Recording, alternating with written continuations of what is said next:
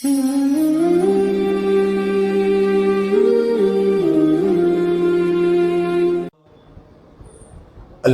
لله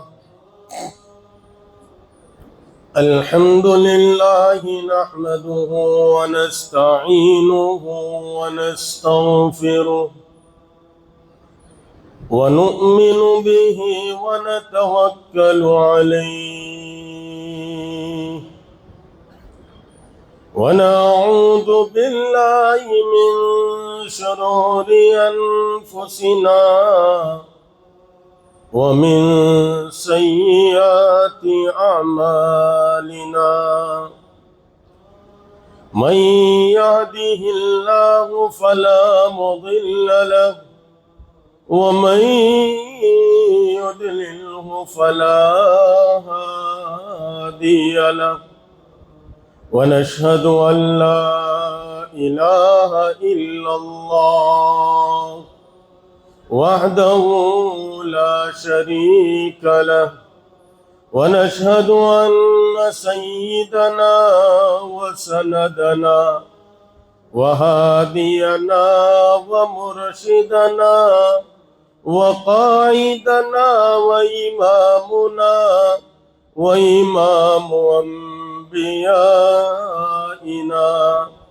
محمدا عبده ورسوله الذي أرسل بالحق بشيرا ونذيرا وداعيا إلى الله بإذنه وسراجا منيرا إن الله وملائكته يصلون على النبي يا أيها الذين آمنوا صلوا عليه وسلموا تسليما اللهم صل وسلم وبارك على آل سيدنا محمد وبارك وسلم۔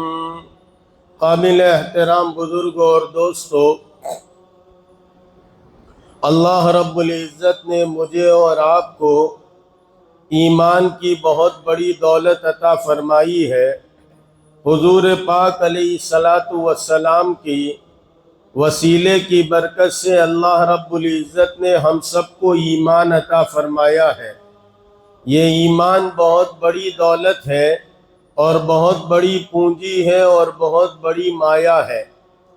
ایمان کا اندازہ میں اور آپ اس دنیا کی مارکیٹ میں نہیں لگا سکتے کہ اللہ رب العزت نے مجھے اور آپ کو کتنی اونچی چیز عطا فرمائی ہے۔ ہم سب نے کلمہ پڑھا ہے لا الہ الا اللہ محمد الرسول اللہ۔ ہم سب ایک رب کریم کو معبود مانتے ہیں اور اسی کو کارساز مانتے ہیں اور اسی کی عبادت کرتے ہیں اور اسی کے احکام کے مطابق اپنی زندگی کو گزاریں گے۔ اس لیے ہم بچپن میں جب مکتب میں جاتے ہیں اسی دن ہم کو یہ بات ازبر کرائی جاتی ہے کہ آمنت باللہ وملائکتہ وکتبہ ورسلہ والیوم الآخر والقدر خیرہ وشرہ من اللہ تعالی والبعث بعد الموت۔ ہم تو ایمان لائے فرشتوں پر، رب کریم نے جتنی کتابیں نازل فرمائی ہیں ان تمام کتابوں پر ایمان لائے ہیں، رب کے قرآن کریم پر ایمان لائے ہیں، ایک ایک آیت پر ایمان لائے ہیں۔ ایمان بہت بڑی دولت ہے، اس لیے دنیا اس وقت یہ چاہتی ہے کہ ایمان والوں سے ایمان کو چھین لیا جائے۔ سفیان ثوری رحمت اللہ علیہ فرماتے ہیں دنیا کے بادشاہوں کو اور دنیا کے بادشاہوں کو اور دنیا داروں کو اگر یہ پتہ چل جائے ہمارے دلوں میں اللہ نے ایمان کی کیا دولت رکھی ہے تو بجائے زمین کے ٹکڑوں پر قبضہ کرنے کے ہمارے دلوں پر قبضہ کرنے لگ جائے۔ آج دنیا میں یہی ہو رہا ہے، ایک طرف تو ملک کی زمین پر جو ہے وہ کوئی قابض ہو رہا ہے، اس کی طرف توجہ نہیں ہے، لیکن مسلمانوں کے ایمان کی طرف توجہ ہے۔ ان کو پتا چل گیا میرے اور آپ کے پاس کیا دولت ہے، اس لیے صحابہ اس دولت پر فخر کیا کرتے تھے۔ اس دولت کے مقابلے پر لوگ جو ہے اپنی حکومتیں دینے کو تیار تھے۔ صحابہ کرام کا دور اٹھا کر دیکھیے، او مسلمانوں، رب کریم نے ایسی شریعت عطا فرمائی، ایسی زندگی عطا فرمائی ہے، ہمیں بہت فخر محسوس ہوتا ہے، ہم بڑے خوش ہیں اور بڑے جو ہے دل سے راضی ہیں۔ اسی لیے ہم بار بار کہتے ہیں رضیت باللہ ربا وبالاسلام دینا، ہم اس بات پر راضی ہیں آپ ہمارے پروردگار ہیں۔ ارے دنیا تو یہ کہتی ہے ہمارا جو ہے پیسے کا رب فلاں ہے، مصیبت کا رب فلاں ہے، اور فلاں چیز میں ہم پریشان ہو جائیں فلان بت کے پاس جاتے ہیں۔ ہم تو کہتے ہیں رضیت باللہ ربا، ہم تو اسی بات پر راضی ہیں آپ ہمارے پروردگار ہیں، وبالاسلام دینا، اور اس بات پر راضی ہے دین اسلام ہمارا دین ہے جس نے مکمل شریعت عطا فرمائی ہے۔ ارے مکمل سب کچھ موجود ہے۔ میں وہ بات عرض کر رہا تھا، صحابہ کا زمانہ اٹھائیں گے، ایمان کی قیمت کا پتہ چلے گا، ایمان کتنا بڑا سرمایہ تھا، ایمان کے مقابلے پر حکومتیں کیا کچھ دینے کو تیار تھی۔ ایک تبوک کا قصہ اٹھاتے ہیں، ایک جنگ جو ہے واقع ہوئی ہے، جنگ تبوک جس کا نام ہے، اور مسلمانوں یاد رکھو پہلی جنگ جنگ بدر ہے، جنگ احد ہے، حنین ہے، خندق ہے، اور یہ تبوک واقع ہوئی ہے۔ یہ جنگ تبوک وہ جنگ ہے جس میں جنگ تو نہیں ہوئی، کافرین یوں ہی چھوڑ کر چلے گئے۔ اعلان کیا تھا لمبا سفر ہے، بڑی لمبا سفر ہے، کڑی دھوپ ہے، کھجوروں کے پکنے کا زمانہ موجود ہے، اور اس حال میں اللہ کے راستے میں چلنا ہے، اللہ کے دین کو سر بلند کرنے کے لیے چلنا ہے۔ ہم تو کہتے ہیں جی پورا سال ہم نماز پڑھتے ہیں، مہینہ بھر روزہ نہ رکھے تو کیا ہو گیا، ہم نے یہ بھی کیا وہ بھی کیا، ایک دن نہ کیا تو کیا بات ہے۔ نہیں مکتب عشق کے انداز نرالے دیکھے اس کو چھٹی نہ ملی جس نے سبق یاد کیا۔ ہم ایمان لائے ہیں، ایمان والے کے لیے کوئی چھٹی نہیں، اس دنیا میں کام ہی کام ہے، اور جب قبر میں جائیں گے آرام ہی آرام ہے۔ ہم تو کتنا سوتے ہیں، اس لیے صبح صبح اکثر میں کہا کرتا ہوں جاگنا ہے جاگ لے افلاک کے سائے تلے، جاگنا ہے جاگ لے افلاک کے سائے تلے، حشر تک سوتا رہے گا خاک کے سائے تلے۔ یہ جنگ واقع ہوئی ہے، گرمی کا زمانہ تھا، کھجوریں پک رہی تھیں، اور لوگوں مدینے میں اسی پر گزر بسر ہوتا تھا، سال میں ایک دفعہ کھجوریں پکتی تھیں، اسی کو لیا جاتا تھا، اسی کو بیچا جاتا تھا۔ ایسے عالم میں رب کریم نے ایمان کو آزمایا ہے، ایمان والے کو آزمایا ہے، اور جو ہے وہ نکالا ہے۔ کیا رب کریم نے جانتے تھے کہ کافر بھاگ چکے گا، کافر بھاگ جائے گا، جنگ بھی نہیں ہوگی؟ لیکن اس وقت میں آپ کو 3 صحابہ کا قصہ سناتا ہوں، 3 پروانوں کا قصہ سناتا ہوں، 3 عاشق رسول کا قصہ سناتا ہوں۔ तमाम के तमाम तबूक की तरफ चल पड़े। अरे बुखारी शरीफ में मौजूद है, फरमाते हैं सैयदना उमर रदी अल्लाह ताला नु इतने नाम आए कि रजिस्टर जो है छोटा हो गया। तमाम के तमाम वहां मौजूद है। यकदम से कायनात के इमाम महबूबे किबरिया मोहम्मद मुस्तफ़ा सल्लल्लाहु अलैहि वसल्लम इरशाद फरमाते, काब नजर नहीं आते, मुरारा नजर नहीं आते, हिलाल नजर नहीं आते। अरे ये तीन कहाँ चले गए? खैर जंग तो नहीं हुई, वापस आ गए। मुझे तो ये बात सुनाना मकसूद है। अगर जो है वो हजरत काब कहते हैं, मैं सोचता था मेरे पास सवारी तेज रफ्तार है, हर बार तो शामिल होता रहा हूँ, आज जो है वो तेज रफ्तार सवारी है। कल को चला जाऊंगा, फिर चला जाऊंगा, फिर चला जाऊंगा।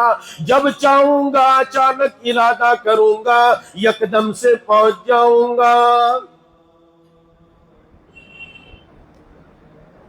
पहुंचूंगा यहां तक के कायनात के इमाम का काफिला वापस आ गया। जब कायनात के इमाम तशरीफ लाए, महबूबे किबरिया मोहम्मद मुस्तफ़ा तशरीफ लाए, मुनाफिकीन जाते थे, सलाम करते थे, उज़्र खा होते थे। हजरत काब फरमाते, अपनी रुदात सुनाते, मैं सोचता था किसी दुनियादार के सामने होता, मैं कोई बात कह देता।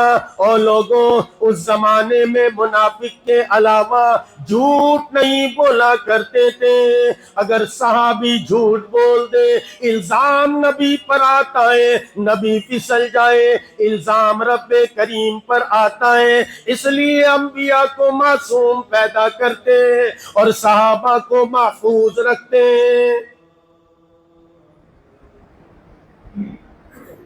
सब उज़र खा होते हैं। सहाबा झूठ नहीं बोलते थे। हम तो माशाअल्लाह मौली साहब, आप हाजी साहब, लेकिन जिंदगी भर कभी झूठ नहीं बोला।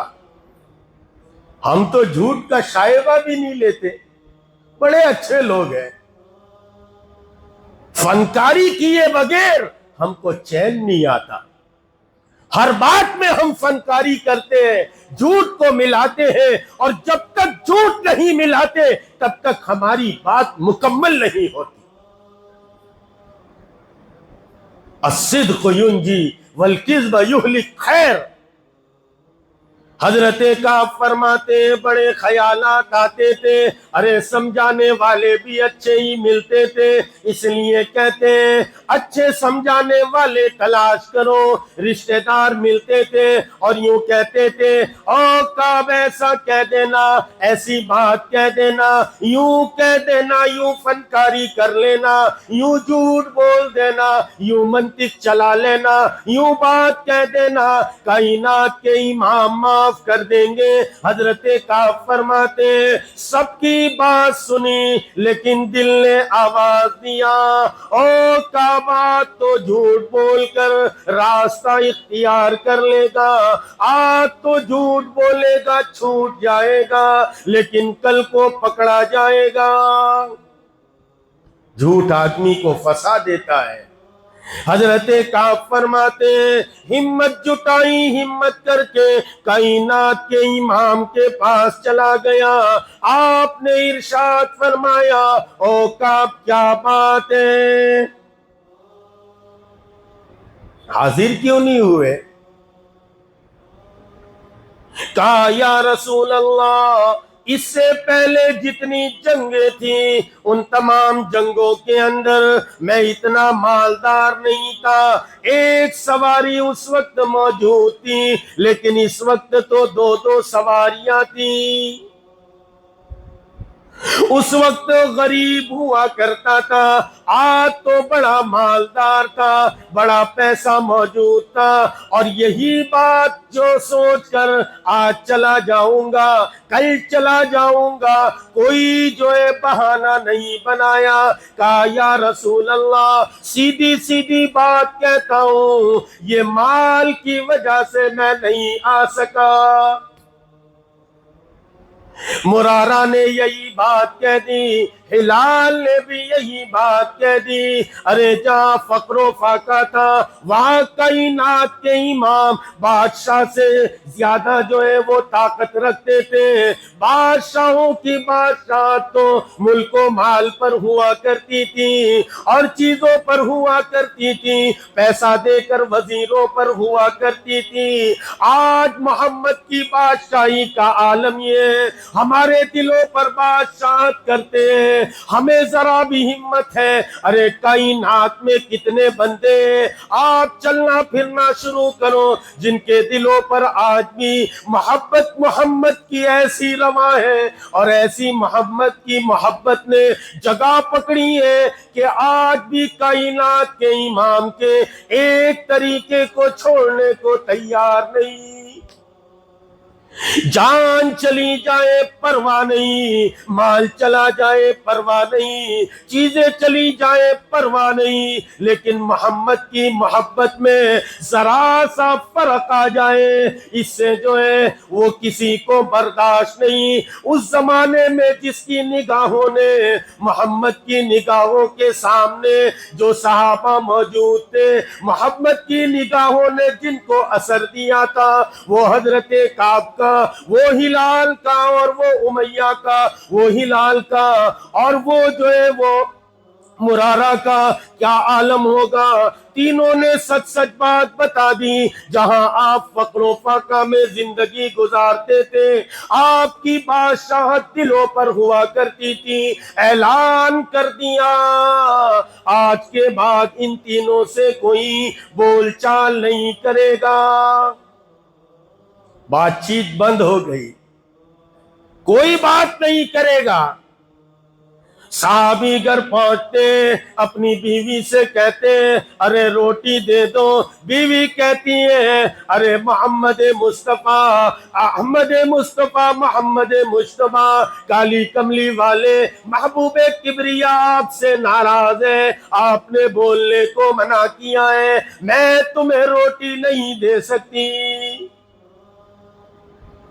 ایک حکم آ جائے کائنات کے امام کا، خیر لمبا قصہ ہے، میں تو یہ عرض کرتا ہوں، حضرت کعب فرماتے میں جوان آدمی تھا، مرارہ بوڑھے تھے، ہلال بوڑھے تھے، ان کی بیوی نے آ کر کہا یا رسول اللہ، وہ بڑے بوڑھے، بڑی عمر دراز ہے، آپ کہیں تو ہم خدمت کر دیں، کہا خدمت کی اجازت ہے لیکن میاں بیوی والا تعلق نہ رہے۔ کہا وہ کہنے لگی کیا بات کرتے ہو او کملی والے، آپ کیسی بات کرتے ہو، اس کو اس کی طرف رجحان کی تو کیا بات کرتے ہو، جس دن سے آپ غصے ہوئے ہیں اور آپ نے ناراضگی فرمائی ہے، آج تک ان کا دن ہو یا رات ہو روتے ہوئے گزرتا ہے، ان کو ان کی طرف میلان ہی نہیں۔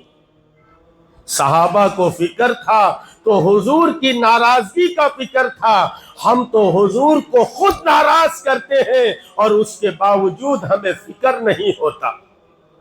24 گھنٹے ہم حضور کو ناراض کر کے چلتے ہیں، صبح ہوتے ہم اپنی داڑھی کو منڈواتے ہیں، اور نادان انسانوں یہ انبیاء علیہ السلام کی سنت ہے، آپ ہماری اس محمد الرسول اللہ کی سنت کو اختیار کرو، دنیا کی کوئی طاقت تمہیں ناکام نہیں کر سکتی۔ ہم نے سنتوں کو چھوڑ دیا، صحابہ سنت کو پکڑتے تھے اور سنت کو اختیار کرتے تھے۔ خیر کسی اور موقع پر عرض کروں گا، میں تو ابھی یہ بات عرض کر رہا تھا، ایمان کی قیمت کیسی صحابہ کے دل میں جمی ہوئی تھی، محمد مصطفیٰ کی محبت کیسے جمی ہوئی تھی۔ حضرت کعب فرماتے ہیں زمین آسمان یہ سب کچھ جو ہے روکھا روکھا نظر آنے لگا۔ ارے کیسا عالم ہوگا، ایک شخص ایسا ہے جو زمین پر چلتا ہے پھرتا ہے، سارا زمانہ اس سے بات نہیں کرتا۔ 4-6 لوگوں کی مجلس میں انسان چلا جائے، کوئی سامنے سے رسپانس نہ دے، آدمی پریشان ہو جاتا ہے۔ یہ تو سارا مدینہ موجود ہے، گھر میں آتے گھر میں کوئی بولنے کو تیار نہیں، باہر نکلتے کوئی بات کرنے کو تیار نہیں۔ اور لوگوں میں سناتا ہوں آپ سنتے ہو، آپ کو کیا معلوم ہم کو کیا معلوم، جس پر کیا گزری ہوگی، جس پر گزری ہے وہی اس بات کو جانتا ہوگا۔ بازار میں گھومتے کعب فرماتے کوئی مجھ سے بات کرنے کو تیار نہیں، اور کیسے بات کر سکتے تھے، کائنات کے امام کا حکم آ چکا تھا۔ حضرت کعب فرماتے ہیں بڑا پریشان ہوا اور بہت مصیبت میں آ گیا۔ ایک دن اپنے گھر کے دیوار کی چھت پر چڑھا، اپنے گھر کی چھت پر چڑھا اور دوسری طرف سے چچا زاد بھائی کو آواز دینے لگا۔ وہ اندر موجود تھا لیکن میری طرف دیکھنے کو تیار نہیں۔ بڑی آوازیں لگائی میں نے، اور یہ رشتہ داری کا اور جو ہے وہ قرابت داری کا راستہ اور قرابت داری کی بات بتائی۔ ارے جواب دیتے ارے جو محمد کا وفادار نہیں وہ ہمارا رشتہ دار نہیں۔ حضرت ابو عبیدہ ابن الجراح رضی اللہ تعالیٰ عنہ کی سیرت اٹھا کر دیکھیے۔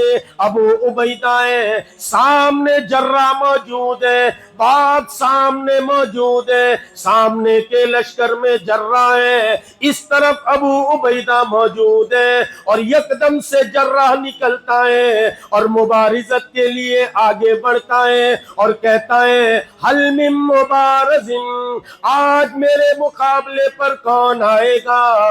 حضرت صدیق اکبر کھڑے ہوتے ہیں، ابو بکر کھڑے ہوتے ہیں، عمر کھڑے ہوتے ہیں، علی کھڑے ہوتے ہیں۔ اتنے میں ابو عبیدہ اپنی تلوار لے کر یکدم سے آگے بڑھتے ہیں اور کہتے ہیں یا رسول اللہ مجھے اجازت دیجئے، اپنے باپ کے مقابلے پر جاتا ہوں۔ تیرا تو باپ ہے، کہا باپ ہوگا لیکن آج حضور کا دشمن بن کے آیا ہے۔ کائنات کے دشمنوں کے ساتھ ہم دوستیاں نبھاتے ہیں، یاد رکھو میری بات کو نیگیٹو نظریے سے مت سننا، انسانیت کے حقوق ادا کرو، لیکن ایمانی اعتبار سے ہم الگ ہیں، اپنے آپ کو الگ سمجھو۔ انسانیت ہم چھوڑ نہیں سکتے، ارے مذہب ہی ہمیں انسانیت سکھاتا ہے، لیکن ان کے ساتھ اتنے تعلق رکھنا، اتنی رواداری رکھنا کہ ہم ان کے مذہب کے قریب پہنچ جائے، یہ نہیں ہو سکتا۔ کائنات کے امام کو رب کریم نے کہا تھا کہہ دیجئے قل یا ایھا الکافرون لا اعبد ما تعبدون، ہم تمہارے معبودوں کی عبادت نہیں کرتے۔ میں کیا کہنا چاہتا ہوں شاید آپ سمجھ گئے ہوں گے۔ ان کے تہوار پر ان کو مبارکبادیاں دینا، فلاں کرنا یہ ہمارے مذہب میں نہیں ہے۔ یہ سیدھی اور سچ انسانیت کے حقوق ادا کرو۔ رات میں کوئی جو ہے ٹھنڈ میں سویا ہے، بغیر کسی مذہب کی تفریق کے ہم چادر اڑائیں گے، کوئی بھوکا ہے بغیر کسی مذہب کی تفریق کے ہم کھانا کھلائیں گے، یہ انسانیت کے حقوق ہے۔ لیکن ہم محبت دکھانے میں اتنے آگے نہ بڑھے کہ ان کے تہوار پر ہم ان کے اتنے قریب چلے جائیں کہ بعضے لوگ ٹیکا لگا لیتے ہیں۔ خیر، کسی اور موقع پر عرض کروں گا۔ حضرت ابو عبیدہ کھڑے ہوئے، جرہ سامنے، باپ موجود ہے، اور یہاں بیٹے کی تلوار ہے، وہاں باپ کی تلوار ہے۔ لوگوں سوچو تو صحیح، اس زمین نے ان دنوں کو دیکھا ہے، آسمان نے ان چیزوں کو محفوظ کیا ہے، ہواؤں خلاؤں بر و بحر نے ان تمام چیزوں کو دیکھا ہے، کتابیں بھری پڑی ہیں، سند کے ساتھ باتیں ہم تک پہنچی ہیں۔ ایک طرف ابو عبیدہ ہے، سامنے جرہ موجود ہے، باپ کہتا ہے ارے تو میرا بیٹا ہے، کوئی میرے مقابلے کا بھیج دے۔ ابو عبیدہ ابن الجرہ کہتے ہیں او میرے ابا، تو باپ ہوگا لیکن اس وقت نہ تو میرا باپ ہے نہ تو میرا رشتہ دار ہے، اس لیے کہ جو نبی کا وفادار نہیں وہ میرا رشتہ دار نہیں۔ یہ نبی کے وفادار نہیں بنتے، ہم کیوں ان کے رشتہ دار بن جائیں؟ حضرت کعب کو چچا زاد بھائی کہتا ہے ارے تو محبوب کبریا کا وفادار نہیں، میں تیرا رشتہ دار نہیں، محبوب کبریا نے منع کیا ہے۔ حضرت کعب فرماتے ہیں بڑی ٹینشن بھری زندگی تھی، بڑی پریشان زندگی تھی کہ اسی عالم میں اگر میری موت آ گئی، کائنات کے امام جنازہ نہیں پڑھائیں گے، اگر اسی حال میں کائنات کے امام رخصت ہو گئے تو زندگی بھر کوئی بات نہیں کرے گا۔ خیر، مجھے تو یہ عرض کرنا ہے، اتنی تمام تکالیف میں موجود تھا، ایک دن بازار سے گزر رہا تھا، کوئی آواز دینے والا روم کے بادشاہ کی طرف سے آواز دے رہا تھا، این کعب ابن مالک، کعب ابن مالک کہاں ہے، کعب ابن مالک کہاں ہے؟ کسی نے اشارے سے بتلا دیا ہم ان سے بول چال نہیں کرتے، ہم ان سے بات چیت نہیں کرتے، لیکن وہی آ رہے ہیں، وہ کعب ابن مالک ہے۔ وہ ان کے پاس جاتا ہے اور جا کر کعب کے ہاتھ میں پرچہ دیتا ہے، اور لوگوں پرچہ تھا تو کیا تھا، اس پرچے میں لکھا تھا ہم فلاں بادشاہ کی طرف سے یہ قاصد آیا ہے، اور ہم نے سنا ہے مدینے والے نے، کملی والے نے تم سے بول چال بند کر دی ہے، تم ہمارے پاس آ جاؤ، عیسائیت کو قبول کر لو، ہم تمہیں حکومت دینے کو تیار ہیں۔ اس ایمان کی قیمت یہ لگائی جاتی ہے، کہا میں حکومت دے دوں گا، ساری بادشاہ تمہیں دے دوں گا، اور میں تمہارا نوکر بن جاؤں گا، بس مدینے والے کو چھوڑ دو، ایمان کو چھوڑ دو، عیسائیت کو قبول کرو۔ کعب فرماتے پرچے کو پکڑا اور زور سے جو ہے نوچا، اس کے بعد وہیں تنور میں ڈال دیا اور سجدے میں گر گیا اور کہکے لگانے لگا، زور زور سے رونے لگا، اور روتے ہوئے میں نے کہا یا ربی، او میرے پروردگار، میرے ایمان کا حال یہ ہو گیا، اب تو کافر بھی مجھ میں طمع کرنے لگا، اب تو عیسائی بھی میرے ایمان میں طمع کرنے لگا۔ اور لوگوں، یہ اللہ کے نبی کے پیارے پیغمبر محمد مصطفیٰ کے غلام تھے، اور یہ 3 غلاموں کا قصہ ہے۔ 50 دن اسی حال میں گزر گئے، 50 دن گزرے، اور 50ویں دن رب کریم اعلان فرماتے لَقَدْ تَابَ اللَّهُ عَلَى الْمُؤْمِنِينَ، اور ان کی رب کریم توبہ قبول فرماتے لَقَدْ تَابَ اللَّهُ عَلَى الْمُؤْمِنِينَ وَالْمُهَاجِرِينَ وَالْأَنصَارِ وَالَّذِينَ اتَّبَعُوهُم بِإِحْسَانٍ رضی اللہ عنہم ورضوا عنہ۔ رب کریم توبہ قبول فرماتے، ہائی ہائی اس سے بڑھ کر کیا ہو سکتا ہے؟ ارے گناہ یہاں ہو جاتا ہے، ذرا سی لغزش ہو جاتی ہے، توبہ رب کریم جو ہے وہ کرتے قبول اور اعلان فرماتے ہم نے ان کی توبہ کو قبول کر لیا۔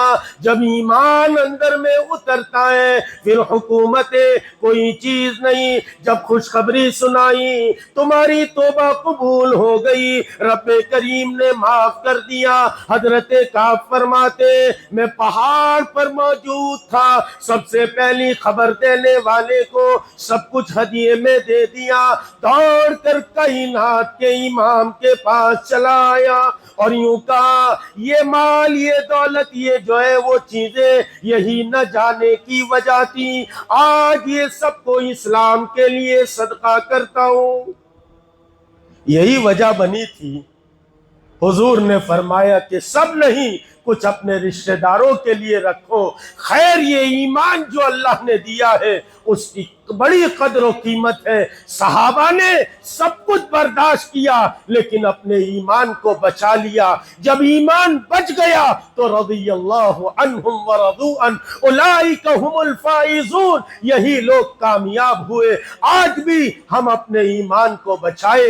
ایمان کے بچانے کے لیے اللہ نے محنتیں شروع کی ہے، دعوت کی محنت ہے، تعلیم کی محنت ہے، تزکیے کی محنت ہے، پیری مریدی کی محنت ہے۔ ان تمام محنتوں کے ذریعے ہم اپنے ایمان کو بچائے تاکہ بچے ہوئے ایمان کے ساتھ ہم اللہ کے یہاں چلے جائے، پھر اس دنیا سے 10 گنی بڑی جنت کے مالک اللہ بنائیں گے، جس میں دودھ کی نہریں ہوگی، شہد کی نہریں ہوگی، شراب کی نہریں ہوگی، اور وہ بھی جنتی کے اشاروں پر بہے گی۔ عزیز دوستوں اور بزرگوں، تمام دنیا کے اندر رہنے والے انسانوں تک ہم یہ بات پہنچانے کے لیے آئے تھے کہ جو دین اور جو ایمان ہم لے کر آئے ہیں، ہمارے پاس حضور جو چھوڑ کر گئے ہیں، وہ دین اور وہ ایمان تم بھی قبول کرو، تم ہر حال میں کامیاب ہوں گے۔ آج ہم بھی کامیاب ہونا چاہتے ہیں، ہم اس ایمان کو مضبوط کریں، اس کی محنتوں میں لگ جائے، یہ تمام محنتوں کے ذریعے ہم اپنے ایمان کو بچائے اور بچے ہوئے ایمان کو لے کر جو ہے وہ دنیا میں بھی سرخرو ہو اور آخرت میں سرخرو ہو۔ اسی لیے رب کریم کہتے ہیں انتم الاعلون ان کنتم مؤمنین، تم ہی سر بلند رہو گے اگر تم سچے پکے ایمان والے ہو۔ اللہ تعالی ہم سب کو سچا پکا ایمان والا بنا دے اور ایمان والا بن کر زندگی گزارنے کی توفیق عطا فرمائے۔ جب موت آئے تو کلمے کے ساتھ ہم اس دنیا سے جا رہے ہو۔ اللہ تعالیٰ مجھے اور آپ کو عمل کی توفیق عطا فرمائے۔ آج کی بات کو اسی پر ختم کرتے ہیں۔ اجالے اپنی اپنی زندگی کے ساتھ رہنے دے، اجالے اپنی اپنی زندگی کے ساتھ رہنے دے، نہ جانے کس گلی میں زندگی کی شام ہو جائے۔ وآخر دعوانا الحمدللہ رب العالمین۔ اب سنتیں ادا کرنا۔